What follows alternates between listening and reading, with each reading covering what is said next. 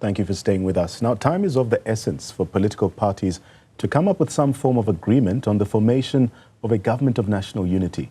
Speculation is rife on how the ANC's partners will influence the foreign policy on the war between Israel and Hamas, as well as the situation between Russia and Ukraine. For more on this, I am joined by Dr. Westen Shilaho from the Wits Department of International Relations. Dr. Shilaho, a pleasure to have you on the program this afternoon. Firstly, how do you assess the current political landscape in South Africa, particularly in light of the recent general election results and the push for this government of national unity as proposed by the ANC? Thank you so much, and thank you for inviting me. My assessment is that South Africa has done well for itself because democracy poses challenges. It's not a smooth sailing kind of form of governance.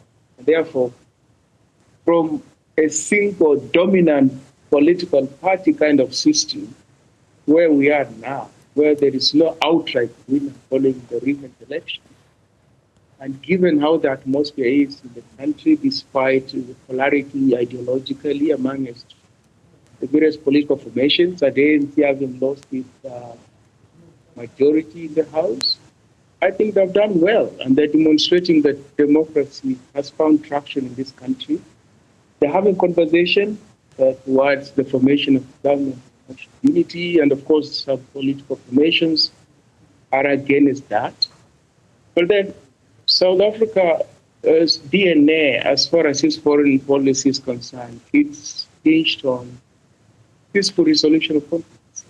And that is what it has defined it post-94. That look, we had upheavals on the cusp of all these elections in 94, but we pulled through.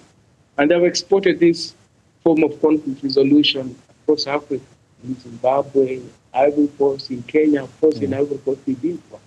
So it's a litmus test to the country itself, that which has defined you as a political entity, that which has defined you post-94, are you going also to pull it through, much as there's polarization along the politics? You describe it as a litmus test for the country, but with the ANC's declining performance and also the need for a coalition governance, what are the potential implications for South Africa's foreign policy direction?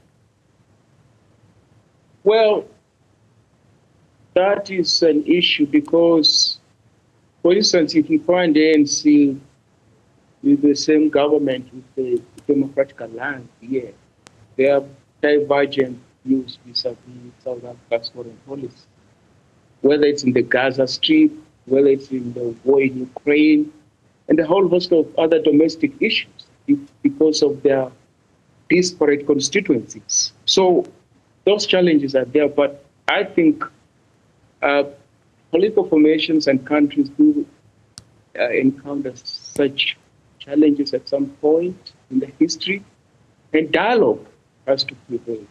South Africa, political operating groups, various constituencies, racial formations, they have always espoused dialogue.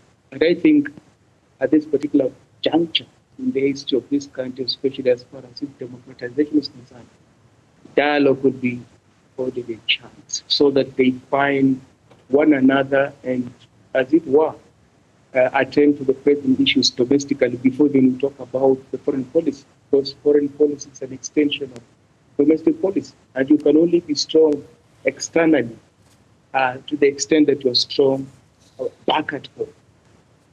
Dr. Shilaho, your sound is not the best, but before we let you go, you've mentioned the concept of a soft coup attempt through the electoral process. Can you elaborate on how this is unfolding, but also its potential impact on the country's governance? Pardon? I didn't get you well there.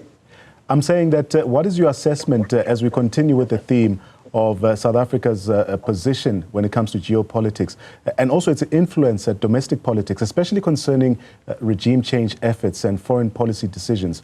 You've been quoted as mentioning a soft coup as in the aftermath of this results.